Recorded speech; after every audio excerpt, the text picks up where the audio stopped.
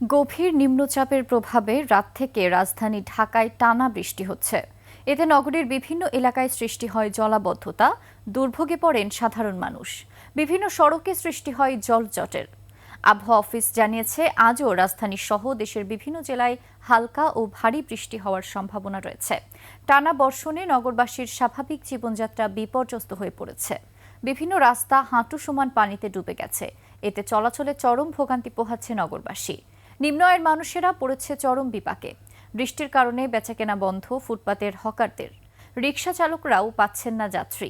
বিভিন্ন রাস্তার মোড়ে মোড়ে অলস সময় পার করছেন তারা। জায়গা আছে যে রাস্তাগুলোতে জলাবদ্ধতা দেখা দিচ্ছে, যার জন্য সাধারণ মানুষ অনেক ভোগান্তির শিকার হচ্ছে। দেন না রাস্তাঘাটও ফেক পানি কোনো করতারি না, বাজার ডকরে আনতারি না। বৃষ্টির কারণে আমরা রিক্সা চালাইতে খুব কষ্ট হয়ে যাচ্ছে, আমাদের দিন মজুরি খেটে খাই। বেচা কিনা কম, লোকজনই নাই। তো পানি তো অবশ্যই বাড়ছে, সিটি কর্পোরেশন কোনো কাজই তো করতেছে না, জায়গা জায়গা আডু পর্যন্ত পানি।